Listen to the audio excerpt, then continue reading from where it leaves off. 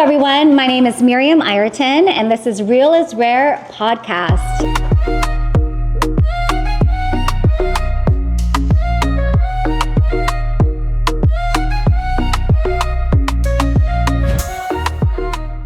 The best women that I've ever had the privilege to be in business with are here today, and I'm so excited to have a conversation with all of them. So the first, we have Selena, and then we have Gisela Salimbangan. We have my good girlfriend, Grace, another Gisela, and then we have Desiree here joining us today. So ladies, I wanted to have this conversation with all of you here today because for many of you I've known for a very, very long time. And you ladies are just such badasses in your own right, if I may say so myself. Entrepreneurs and business owners, you being in multiple businesses. And I think it's just important to kind of highlight female entrepreneurship, right? You know, having something of your own and having a business, or, you know, like, many of us are also in business with our husbands as well. Like, how do we manage that? Being in a partnership and, you know, being one half of a phenomenal power couple, right? There's a whole dynamic that goes with being able to build a business with your spouse. So I'd love to have these conversations with you all. Maybe share some of your insights, your journey, and just some thoughts. One of the questions I wanted to ask you, Desiree, you being a business owner, what made you want to transition into the new business that you have with you and your husband? And I'd love for you to just share some insights about your journey and, you know, how you got started and why. And let me pass our rose mic over to you. All right. Well, first of all, growing up, I've always wanted to know, I knew that I wanted to be independent. That was the one key that was instilled in me by my parents. You know, growing up in the Filipino household, grades, work ethic, that's what we saw. That's what my sister and I saw.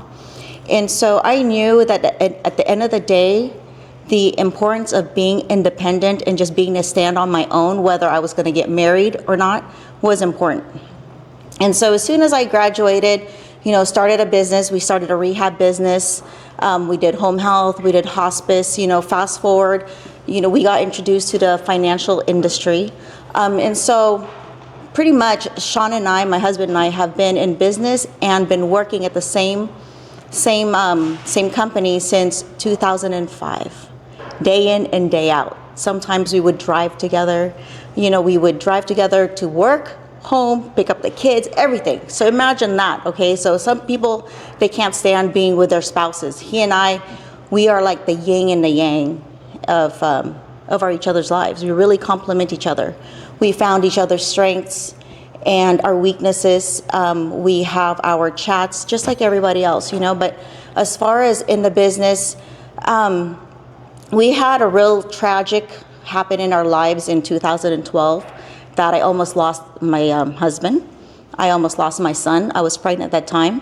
And we didn't have anything. You know, even though we had all the business and making good money and everything, we did not save. That was the thing. We did not save. You know, we spent the money faster than it was coming in because we wanted to spend lavishly and just hang out with our kids. Really wanted to give them the life that we did not have. And so I think we overcompensated. That we did not have the strategy, the financial strategy on how to really retire at the end of the day. And when we were introduced into the business, we're like, wow, we are so behind. And actually, this lovely young lady here is the one who introduced the company to us and assisted us with getting our finances ready. And it just flourished. You know, we met you beautiful people, you know, under your leadership, your mentorship, you know, Gisela and Grace, we've all been in the business together. And as women, I really appreciate the fact that you've invited us here to talk about, because we've always been in the shadows of our husbands, right? And even now, like you said, we're the behinds because we're in the operations and our husbands are the face of the business.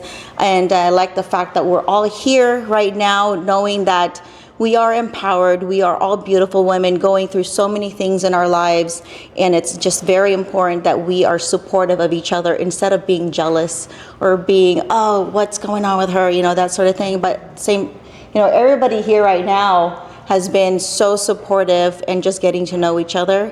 It's been an amazing journey, and I'm just like really looking forward to just what we have in our future together.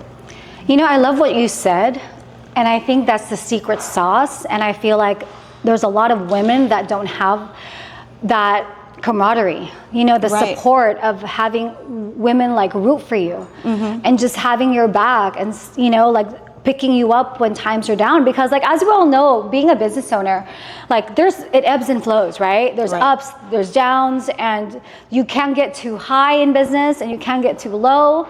Right. So one of the things I learned, you know, my background before entrepreneurship was I was modeling and acting. And one of the things I learned is that you cannot believe your own press. You know what I mean by believing in your own press?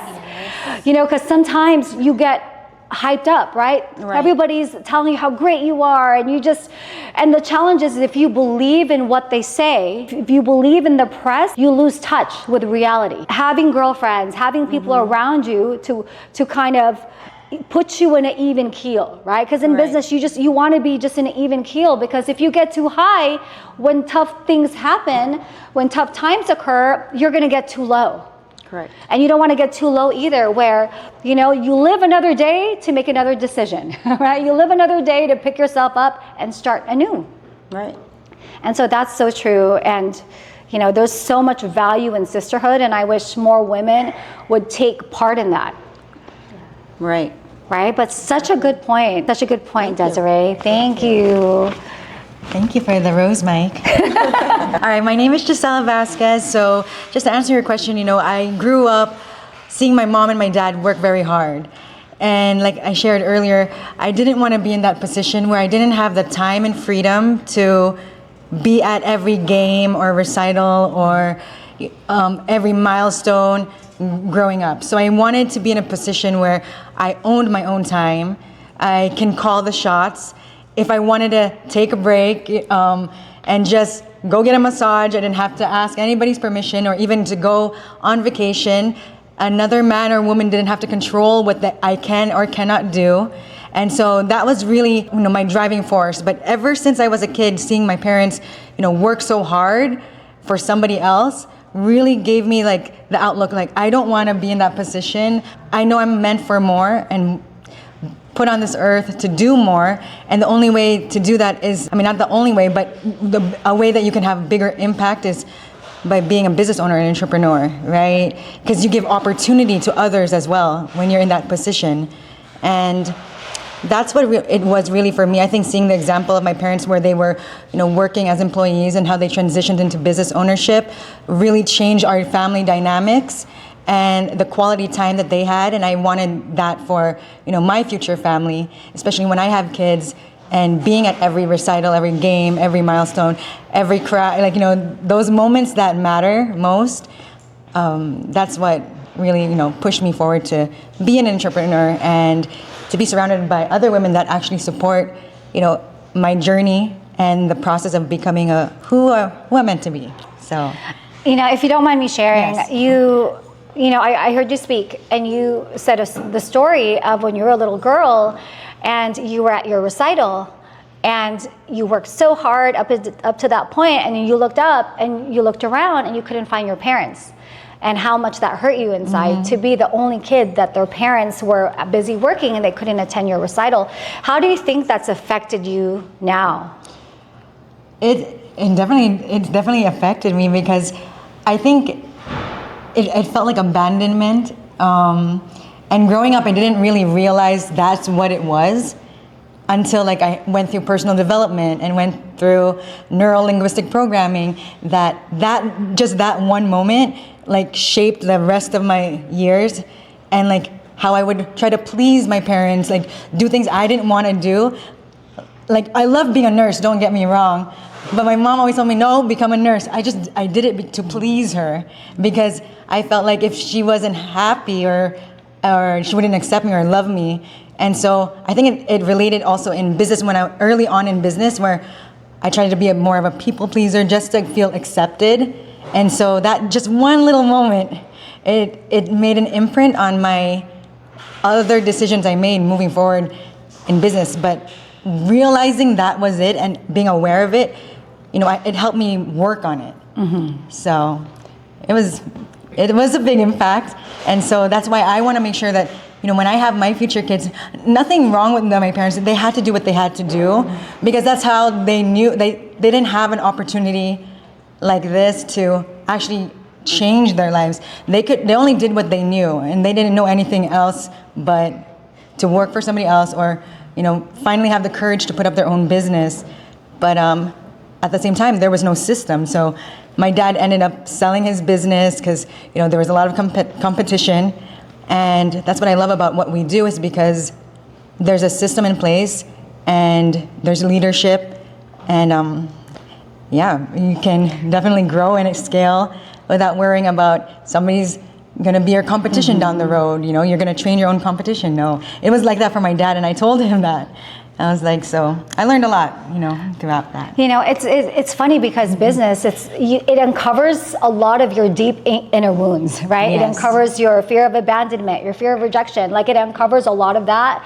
But I also feel like you wouldn't be who you are today. You wouldn't be as driven, as independent if you didn't have that feeling where you were being abandoned, where you linked your parents having to work their 9 to 5, having to work overtime to make ends meet. You literally link that to, this is why I need to get my business off the ground so I can have time, I can have freedom. So sometimes the biggest impact we have ends up being the biggest gift.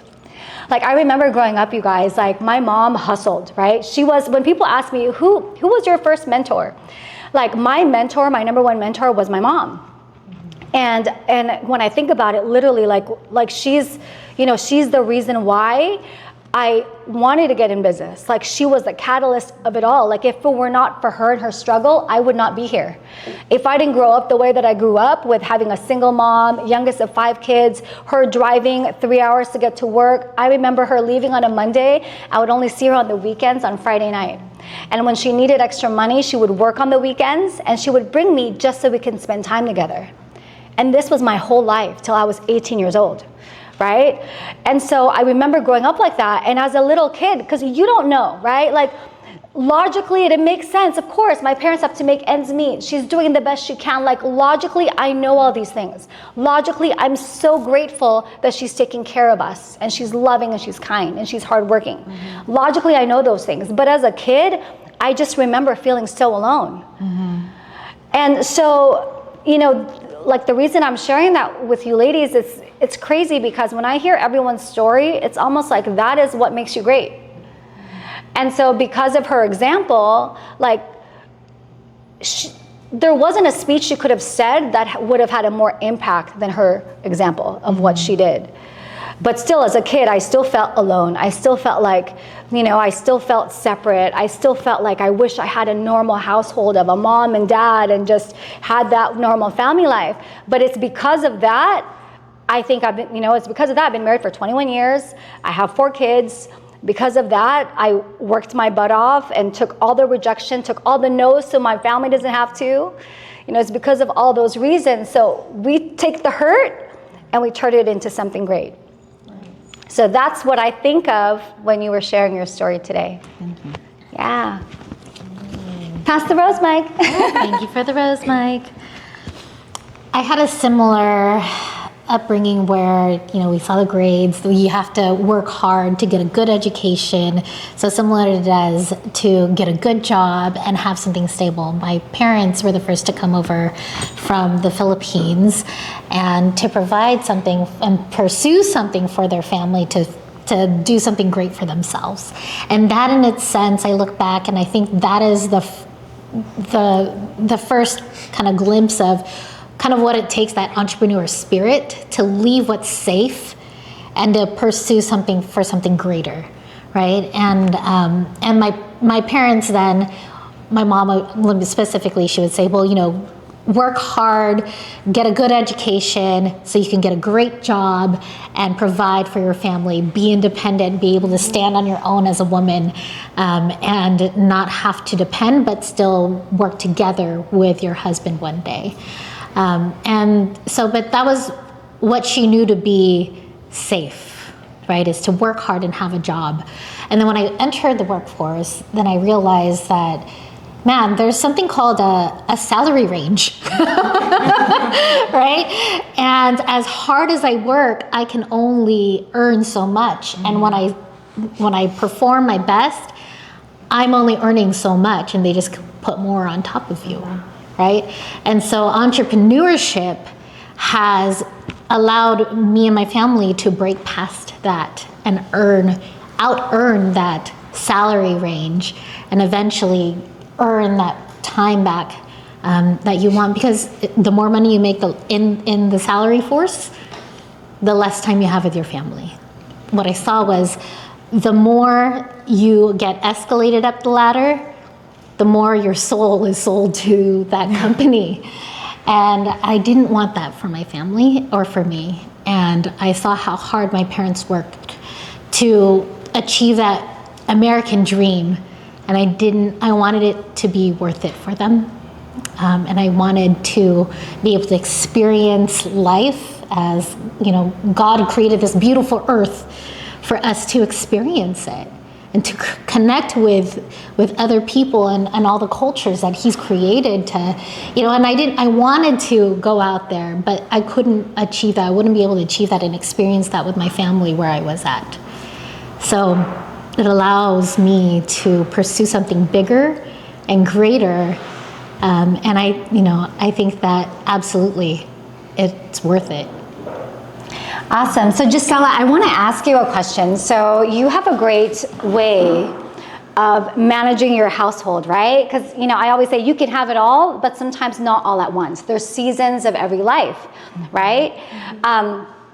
So my question to you is, you run, a great business, but you're a mom, and you have a small son who's, how old is he now? He's 7 now. He's 7 years old, right? And then you have a husband, and so you're juggling a lot of different things.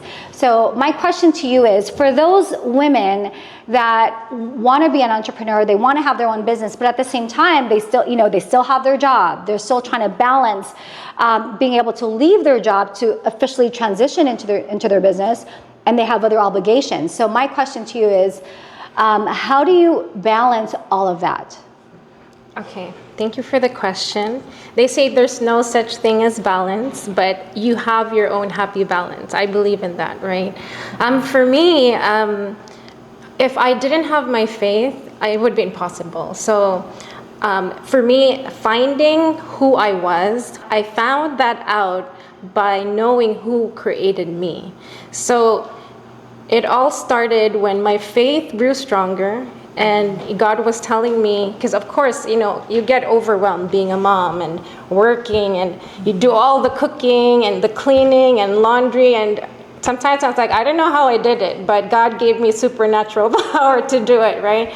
And having the schedule. So every day there's always a priority, but I always say, you've prioritized your faith first and everything else will follow. So when I started prioritizing God first, it trickled to our marriage, right? So of course, we got married, and me and Jamie were very strong personality. Both of us were like the eldest of each family.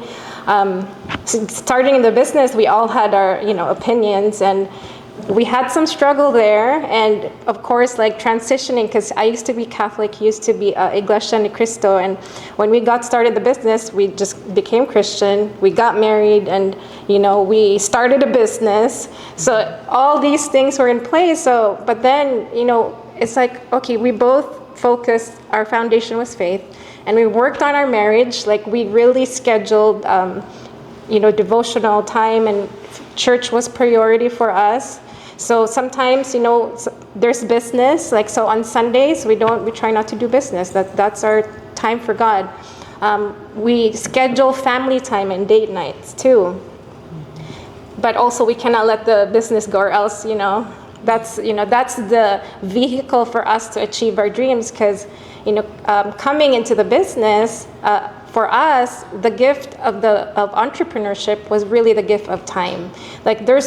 So I came to this country, right, to have a better life. Like we both did. We're both immigrants. And so, but our nursing career didn't have enough horsepower to help us reach our goals and dreams. And we had big goals and dreams. Like we wanted to retire both our parents. His mom is a caregiver here in California. So we wanted to be able to do that for her, and I wanted to give back to my mom and dad and, you know, be there for them when the time comes. And as we grew in business, our vision became bigger, like bigger beyond our dreams. And without, you know, the time, I don't think you'll be able to personally grow, right? You won't be able to personally grow in the different, you know, areas in your life. So I think that's what it is. Miriam. Awesome. Thank you. Yeah, I know what that feels like when you know, I tell you ladies a story all the time, how when Paul and I first started working together, and as you know, many of you work with your spouses, right? You're in business with your spouses. And literally, it's like you have to master, it's a skill set to be able to work with your spouse. You know, we say, right? See, people always tell you the good, oh my gosh, it's amazing. You get to work with somebody that you love, two people with the same goals and dreams. I mean, you can conquer the world together, right? But here's what they don't tell you. It's not always sunshine and roses, right? You know, sometimes there's fighting. And I remember with Paul and I, it was like World War III because we both wanted to lead. We both wanted to lead in our own way. He thought I was right. He thought he was right. I thought I was right. And so we learned in the beginning, we're like, listen, like we need to figure out who is good at what. So being able to identify your strengths and knowing what he's great at, what I'm great at, what he needs to work on, which that's tough, right? How do you tell your spouse what they need to work on? The thing is, you don't. You let other people. You let other people. Oh, I prayed for Paul a lot, but something tangible you could do is have a mentor, have them point out what your spouse needs to work on. Have somebody else, because here's the thing, your spouse already knows. They may not admit it, but they know that they're not perfect. Yeah. But it's different when it comes from you, right? Because here's what they want to hear from us. What they want to hear from us, they want support. Like our men, like they want to feel that we know that they could do it because they have doubts just like us. Yeah. They may not show it, they may not show their heart on their sleeve, but they have doubts. So I know for Paul and I in the beginning of our career, number one thing he needed from me was not my feedback. Number one, not my feedback. He didn't need to be course corrected by me at all, right? Yeah. What he needed was for me to believe in him and believe that he was going to take our family to the promised land of where we wanted to go.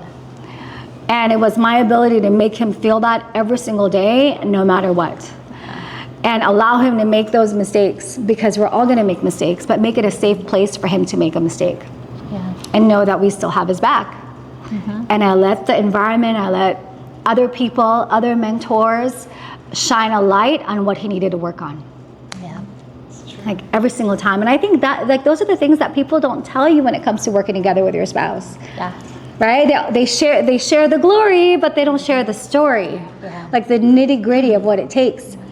And I remember having a conversation with Paul. I said, hey, we're building this business, we're working so hard, but what are we working hard for? Like at the end of the day, once we achieve all of our goals and dreams, all that is great, but if we don't have the strength of our family, the strength of our marriage, what good is it? To be rich and alone? Right? Yeah. You can mess up, here's the thing, you can mess up in your business, but you'll have another shot. You can start again. You can always make money, but we can't have a do-over with our children. Yep. Right? That part is really difficult. Yeah. So having it all is not easy. Yeah. Right? And so Selena, what I want to ask you is, you and Tyler have a great dynamic, right? Like you guys are both individuals in your own right, doing your own thing. Literally, you both had two separate businesses before you got together. So tell us what that's like. Yeah, well, number one, I just want to say thank you for you and your husband, because you guys have been great mentors for us. Actually, if he's not with me, I feel like he's with your husband, which is good. I'm like, or if we're not at church. But I think one thing that we both always do is stay coachable all the time, and we're both like learning from one another. And it's funny that you say like the neighbor effect, like you have to hear it from somebody else. So Tyler was over here at this house, your house, like a month ago, and there's like 2 rattlesnakes coiled up, and they're both freaking out, and they're like somebody get the rattlesnake, it's gonna bite somebody. Because we live in Arizona, okay? Yes, we live in It's- Arizona. Rattlesnakes here are like rats in California. They're just everywhere. Yeah, so Tyler's like, well, what do we do? And Paul's like, where's your gun? We gotta shoot it. And he's like, I don't have a gun. And then Paul's like, go get the shovel. And so Tyler's like, okay, and gets this big shovel and cuts its head off. And he's like, what do you mean you don't have a gun? And he's just like, I don't know. And he's like, do you have one like in your bedroom or like, and he's like, no, why? And he's like, what happens if you're home alone with Selena or you leave for traveling and she's not protected? What happens to her? And he's like, I don't know. I didn't think about that. And at that moment, he took Tyler to a gun shop 5 minutes down the road to make sure that we were both safe at home. And I'm just like, wow, that's so cool. And so I think it's important that to be successful in marriage and business is like finding other people that you can model. Because probably without that, I wouldn't have thought it. And now it makes me think, well, how many other men and women could we be coaching and advising for safety? Like you just, those are the things that you don't think about, and you need somebody on the outside to be able to point out those things. So like we're just blessed and beyond grateful for your mentorship. And you know, Paul could have easily just been like, oh, that sucks to be you, or well, it's not my job, right? I think that's what a lot of regular society is like, oh, it's not my problem, not my job. But for him to go out and make sure that we had proper safety, like that's so cool. So, you know, we try to provide that in our business for other people as well too. But I think another thing that's important is instead of figuring out what's going to happen tomorrow, we always try to figure out what's the end game. So like we're always writing down what are end results that we want to be, and we start from the end and work backwards from there. You know, so like we have big dreams and visions of helping children that are handicapped and, you know, less fortunate. And we want to create a facility, a sports organization facility, and that's going to take a lot of money, a lot of people, a lot of time, capital, energy. So we're always, whenever we get upset or have a disagreement, we're like, hey, what's the mission? What's the goal?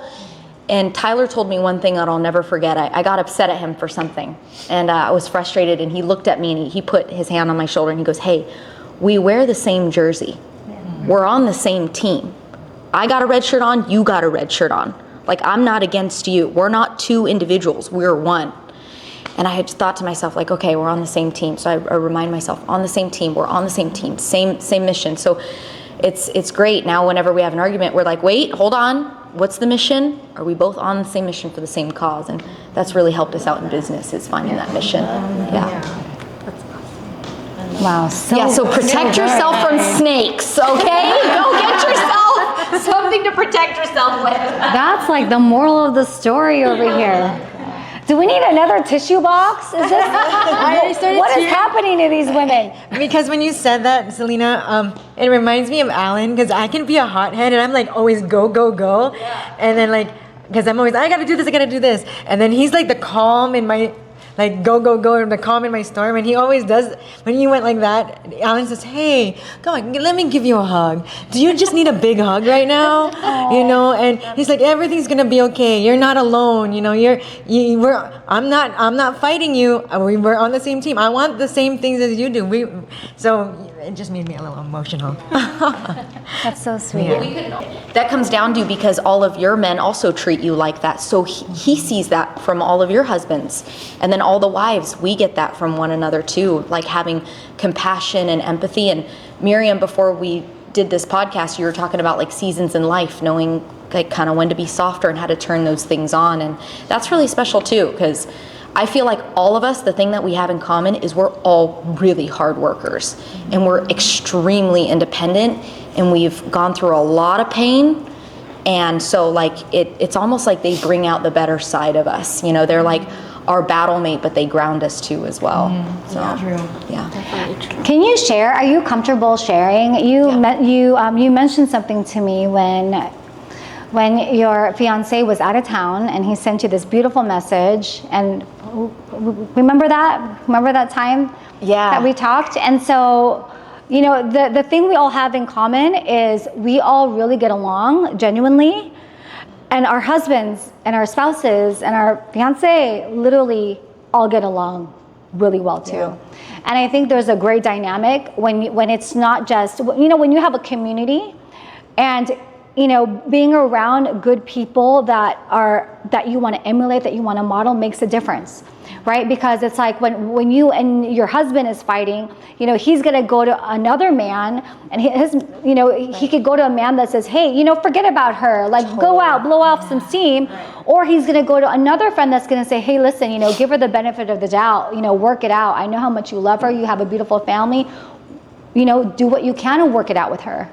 Yeah, well, yeah, it's so important, like, who is influencing that person. That's why I'm constantly checking who's Tyler around, because that's his direct influence. So back in December, we had a Christmas conference, right, for our company, and there was a back office. I think, were you guys almost all of us might have been there, but there was a conference, and in the back room, our whole team got put aside, and that was the first time that I've seen Paul get emotional with Nick, your son, Nick, and took like these shirts out, and he was given all these shirts, and he had like a really special moment where he started crying. It makes me emotional thinking of it, because Paul is like so tough. Your husband's so tough. But, you know, he started crying, and he said, my son and I am trying to fix my relationship with my son, because I've missed out on a lot of those moments.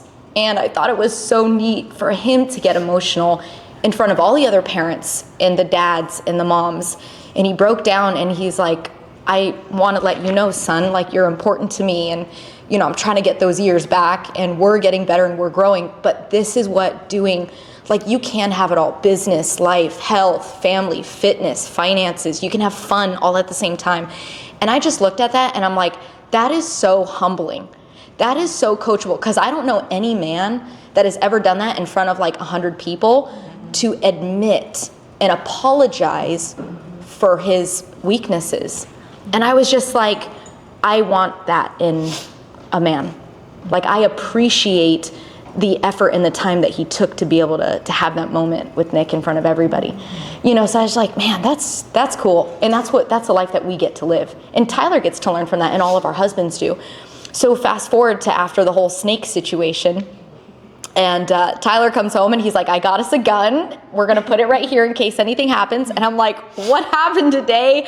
And he told me the whole story, and a couple days go by, and I'm like, you know what? I'd be doing your family or Paul a disservice by not thanking him, because he should understand my emotion and how much that means to me. So I sent Paul a long text, and I just said, hey, thank you so much for that. I owe you, because you didn't have to go out of your way, and like, you taking that moment, that's what leadership is. Yeah.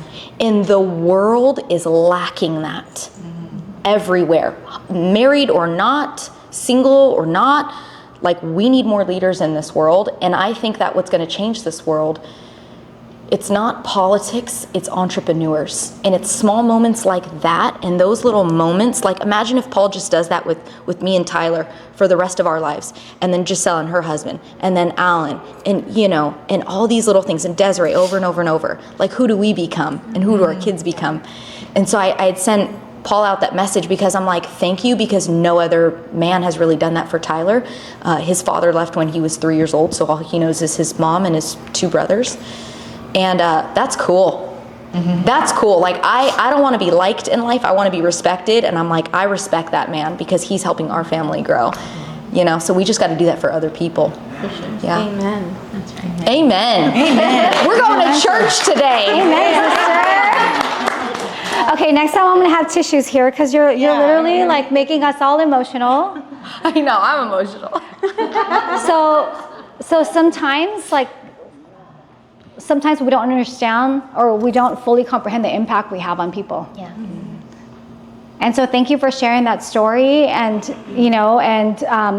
letting him know how much you appreciate that, because sometimes we just, everybody needs to be fed. Mm-hmm. And so the challenge is, because you ladies are all leaders in your own right, who feeds you? Mm-hmm. Right? Who's going to feed you? Who's going to lift you up when you're down, other than your spouse? I think it's important to be able to have a community of women and friendship and other couples, so that you can feed off of each other and help one another, because it's the little things we say, right? It's not taught, it's caught. It's those little side conversations. When you're not in front of a group, you're not on stage, but it's just the side conversations. And so it's when you in public meet you in private, are they the same person? You know, when we talk as women, we just want to vent out. We don't want to be fixed. We just want to express our emotions and our thoughts. But then right away, Sean's like, I can fix you. I know what you need to do. This is what you need to do. I was like, no, honey. Let me just tell you what I need you to hear. Just listen to me a little bit. You know what I mean? And then so having all of you guys having my back. You know, we had this conversation when we did that Zoom, and I expressed to you guys what I was going through, and you guys were all there, and then here I am with these other women, and like I said earlier, we're all going through it. Yeah. I'm not alone, and not that, you know, makes me feel, but it does make me feel better, you know, that I'm not going crazy. We're all going crazy at some point, you know, and then so I really appreciate that. I love that. I tell my boys all the time, because sometimes when they're a little sister, you know, we all know, ladies, right? There are certain like times where we're a little sensitive, like, and so of course, like I have a bunch of boys, and then they tell their little sister, God, why are you being crazy? I'm like, we hate that. Don't ever use that word. Like, it's not crazy. We're just a little bit emotional right now, which is normal. That's so true.